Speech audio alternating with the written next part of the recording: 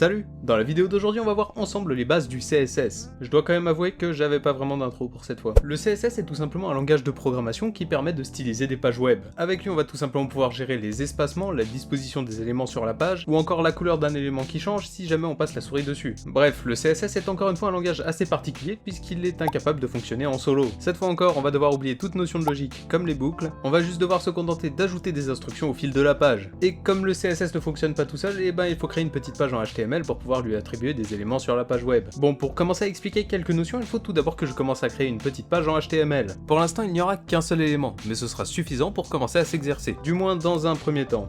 En tout cas, dans cette vidéo, on va presque pas se concentrer sur l'architecture en HTML elle-même. On va principalement voir comment lui attribuer du style, tout simplement. Donc mon premier élément, ce sera une div. Et tant qu'à faire, je vais lui mettre un peu de texte dedans. Donc balise P pour un paragraphe, et là, petit tips pour les nouveaux, dans Visual Studio Code, on peut écrire lorem et appuyer sur Entrée.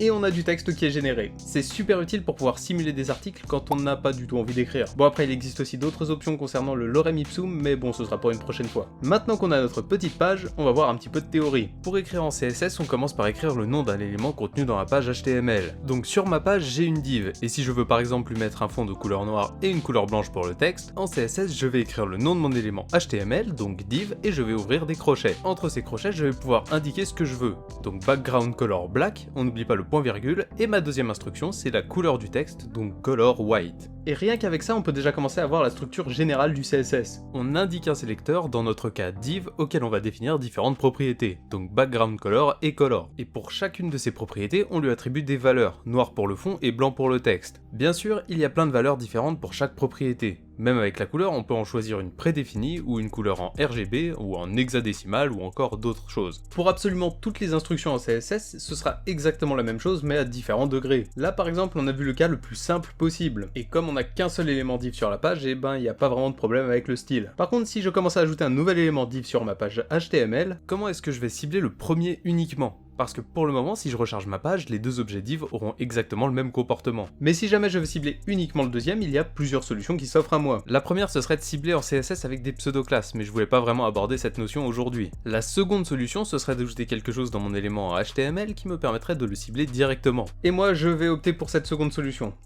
Parce que je la préfère. Si je veux que le fond de ma deuxième div soit bleu mais que le texte soit toujours blanc, je peux faire comme ça. Ajouter une classe à ma seconde div dans le code HTML, par exemple myClass, et avec ça je peux ensuite dire en CSS que je ciblais la classe myClass en ajoutant un point au début pour le spécifier qu'il s'agit donc bien d'une classe. Ensuite c'est toujours pareil, j'ajoute mes propriétés entre crochets, donc background color blue. Si je recharge ma page, qu'est-ce que je vois? Je vois que le fond de ma seconde div est bien en bleu et que le texte est bien en blanc. Mais c'est quand même bizarre parce qu'en fait j'ai pas du tout demandé à ce que le texte soit en blanc pour cette div.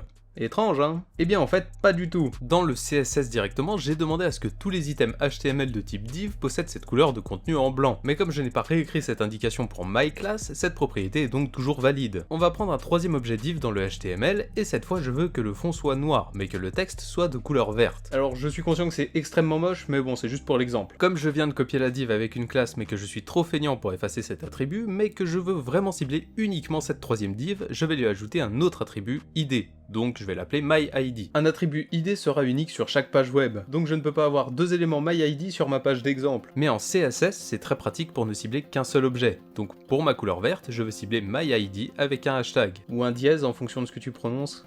Pour dire qu'il ne s'agit pas d'une classe mais bien d'un attribut ID que je souhaite cibler. Et entre crochets, ma propriété ce sera color green pour passer le texte en vert. Je rafraîchis ma page et non seulement c'est très laid mais en plus le bleu a été conservé pour le fond. Mais alors pourquoi? Moi je voulais que le fond il soit noir. Et bien ça vient d'un ordre de priorité. Pour définir ce qui va être affiché ou non, le navigateur interprète les instructions en CSS selon un ordre particulier de priorité. Et cette priorité elle est définie à partir d'un score que l'on peut s'amuser à calculer nous-mêmes ou à l'aide d'un calculateur en ligne. Dans mon CSS, l'élément myID correspond à un attribut ID en HTML, il a une valeur de 100 dans ce calculateur. L'élément myClass qui correspond à une classe a une valeur de 10, et l'élément HTML classique a une valeur de 1. Et grâce à ce système d'ajout de valeur, le navigateur va savoir si un élément est mieux ciblé par un sélecteur ou par un autre en particulier. Si deux sélecteurs sont censés cibler exactement le même élément, les propriétés du sélecteur avec la plus grande valeur réécriront celles du sélecteur avec la plus petite valeur. Si les propriétés étaient par exemple color pour les deux sélecteurs, eh bien c'est le plus précis qui donnerait sa valeur verte à la propriété color. Pour voir si tout est compris, on va prendre un exemple. Dans mon code HTML, chaque div possède une balise P dedans. Je vais donc te demander quel est le sélecteur le plus précis entre ces deux-là. Est-ce que c'est .myClassP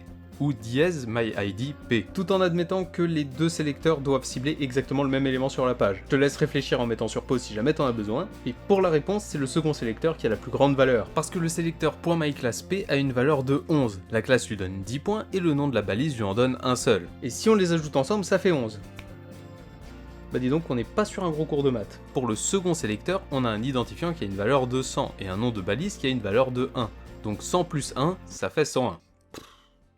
Si mon premier sélecteur définit des propriétés color et background color, mais que le second ne définit qu'une seule propriété background color, eh bien ce sera la propriété background color du second sélecteur qui sera prise en compte, et la propriété color n'ayant pas été réécrite, on va conserver celle du premier sélecteur. Voilà, j'espère que c'était assez clair pour le concept de classe et d'identifiant. Je vais encore aborder quelques notions de CSS, mais juste avant, je vais t'inviter à t'abonner à la chaîne et à activer la cloche si jamais la vidéo te plaît et que c'est pas encore déjà fait. Bon, pour l'attribution des propriétés avec des sélecteurs, on peut constater deux cas particuliers. En tout cas, moi j'en vois deux. Si jamais deux sélecteurs doivent cibler le même élément avec exactement la même valeur pour le navigateur, c'est celui qui sera appelé en dernier qui induira le résultat. Sinon, voici le deuxième cas particulier qui est très clairement à éviter, c'est d'ajouter un point d'exclamation important derrière une propriété pour que le navigateur ignore le système de valeur des sélecteurs et conserve cette propriété par-dessus tout. Je ne vais pas m'étendre dessus aujourd'hui, mais c'était quand même un petit peu important à préciser. Il y a une notion que j'ai abordée très brièvement au cours de la vidéo pour un cas précis, c'est la notion de pseudo-classe. C'est un élément que l'on peut ajouter à un sélecteur en CSS qui va dicter un comportement particulier. Par exemple, le cas le plus commun, c'est celui où on passe la souris sur un élément de la page. Cet événement, on va pouvoir le cibler en CSS avec la pseudo-classe Hover. Si je reprends une balise div et que j'ajoute la pseudo-classe Hover, on voit que le changement ne s'effectue que lorsque la souris passe par-dessus. Sinon, la page va tout simplement conserver le style de base. Et ça va être super pratique pour remplacer des fonctions peut-être un petit peu plus complexes avec des langages comme le JavaScript. Et malgré tout, on dirait peut-être pas, mais ça permet d'alléger le code de pas mal de lignes quand même. Et de le rendre du coup bien plus compréhensible. En tout cas, moi je le trouve vachement plus agréable à lire avec ce genre de choses. Après, bien évidemment, il existe bien d'autres pseudo-classes, mais ça je vais te laisser les découvrir par toi-même si jamais tu veux faire un tour sur la documentation technique. Dans les dernières choses que je voulais aborder, il y a le fait de cibler toute la page avec une seule instruction. Ça, on peut le faire avec un sélecteur particulier, le sélecteur astérisque, ou étoile. Ça permet de mettre à 0 le style de la page en début de programme pour éviter d'avoir des comportements involontaires lors de l'exécution. Il existe des feuilles de style disponibles sur internet pour mettre à 0 ce style prévu directement par les navigateurs. Pour le dernier point, alors évidemment il y en a plein que j'ai pas du tout abordé, mais il y a une notion très intéressante qui est là depuis à peu près l'arrivée du smartphone. Et ça, c'est les sites responsive. Ce sont des sites qui adaptent leur interface au format de l'écran qui les affiche, et ça on peut le faire grâce au Media Query. Et ça je voulais surtout l'évoquer pour pas laisser trop de flou dessus, mais ça mériterait clairement une vidéo complète dédiée. Bon, je vais peut-être pas t'abandonner totalement là-dessus, mais maintenant qu'on a fait de la théorie, eh bien comment est-ce qu'on intègre ce style à notre page? Eh bien on va tout simplement pouvoir intégrer notre CSS grâce à la balise link. Visual Studio Code a même un raccourci pour ça, link.css, et ça t'indique directement le nom par défaut d'une feuille de style, donc style.css. Voilà. Après, il existe quand même d'autres manières d'en intégrer, mais c'est quand même la manière la plus commune, et donc je vais te recommander celle-là. Bref, si jamais tu veux approfondir tes connaissances sur le développement web, je t'invite à aller voir cette vidéo. Moi en tout cas, je te dis à la semaine prochaine, c'était Survel, ciao.